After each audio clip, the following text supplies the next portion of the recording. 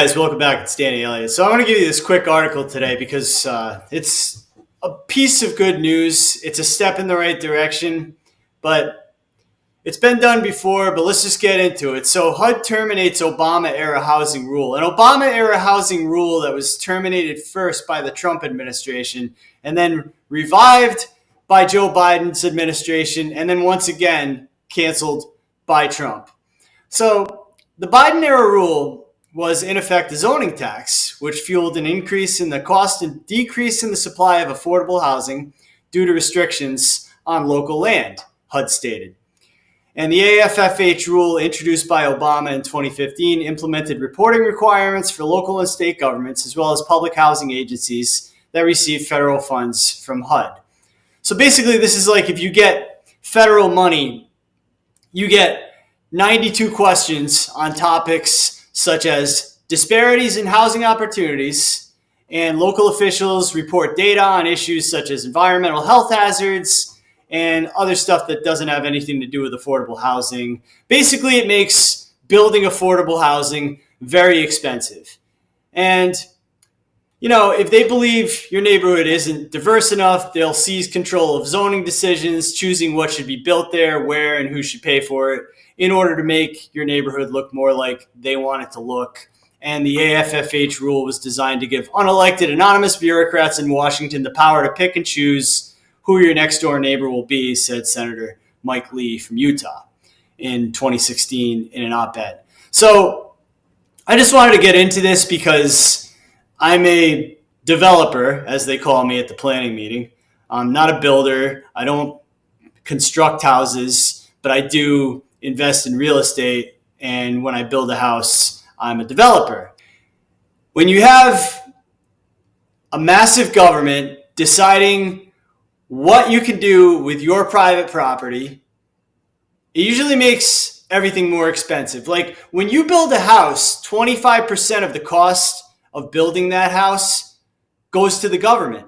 It goes to permits, it goes to zoning, it goes to just various stages of the building process where you basically have to pay a vig to the government so that they can give you a green light and say it's okay for you to build this. Yeah, it's okay. You can put that there. You can't put this here.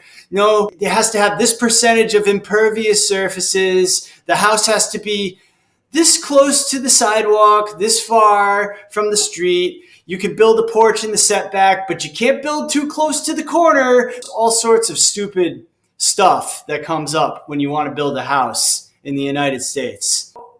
The fake Indian from Massachusetts, Elizabeth Warren, she said, at a time when America is experiencing a full-blown crisis and record levels of housing discrimination complaints. Now, wait a minute here. A record level of housing discrimination complaints? Where the hell was Elizabeth Warren the last 4 years when all these record levels of housing discrimination complaints were coming in? How come nobody told us about this? He's eliminating a key. I'm trying to do my Granny Warren accent.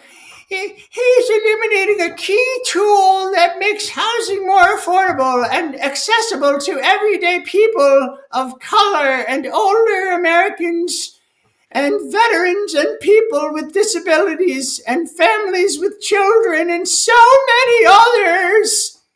Scott Turner overturned this. It's a step in the right direction, but it really isn't enough because we need to do a lot more. We need to stop having so many restrictive zoning regulations at our municipal level, at the state level. We need to allow people to build what they want to build on their own private property.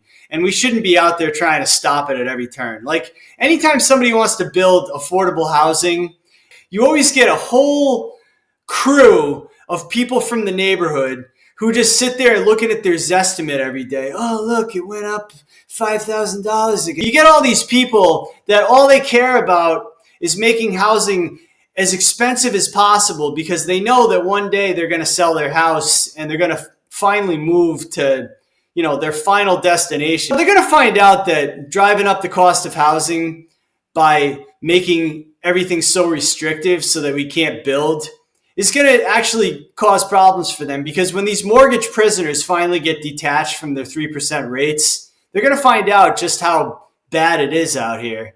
And I think everybody's going to be renting a cheap apartment one of these days, because the boomers can't just stay there forever and watch their paper equity climb to the sky. This is the year when we're finally going to see price discovery. I think we're going to see distress like you've never seen before. We're seeing federal workers get fired. We're seeing everybody's losing their jobs. They're losing their income.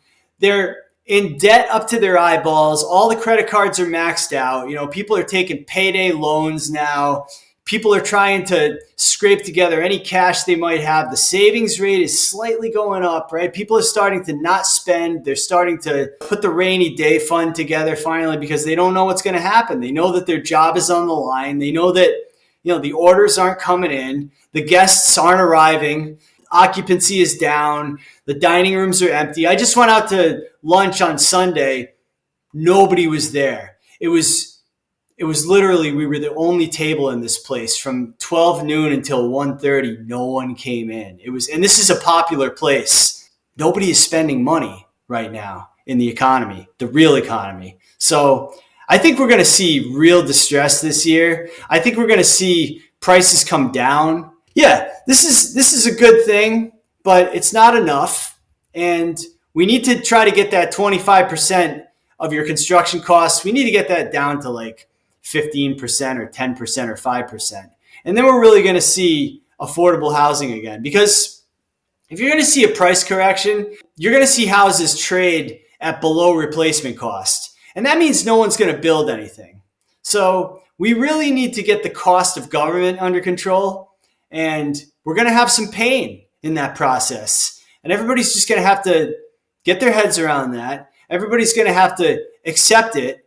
And we're going to have to move through this. We're going to have to face the problem. We're going to have to confront the distress in this housing market. And we're going to have to admit that we've had a level of government that's just been completely unsustainable in this country for decades. And once we can trim it back to the levels we had maybe in the aughts, maybe in the 90s, once we can get government to a reasonable level, then we're going to see housing affordability again. But making construction more expensive does not create affordable housing. And, these morons in the Senate don't understand that, but they don't really care, guys, because they're down there to steal from us anyways. They just come out here and they make these statements and they throw, the race card around. Boomers who want to see their asset values continue to soar toward outer space. They don't want to see any millennials or Zoomers be able to buy a house. And, I don't see color. I only see green. I want a tenant who can pay their rent, and I want real estate that's going to cash flow. That's all I care about. I don't care who lives in the house. I don't care what race you are. If you're going to rent a house from me or buy a house from me. Morons like the fake Indian, all they can talk about is DEI, and the evil orange man is trying to come in and take the housing away from the people of color, and it's just totally absurd, and they should be ashamed of themselves. But this is a good thing. I'm glad that HUD is terminating this stupid rule, and you can't have the AFFH rule and the Fair Housing Act too. Like, they're diametrically opposed to one another. I don't think housing should be administered based on the color of your skin. I think housing should be administered based on the ability to pay. And that's just me as a real estate investor. But let me know what you think in the comment section. If you liked the video, hit the thumbs up, and I'll see you in the next one. I'm Danny Elliott.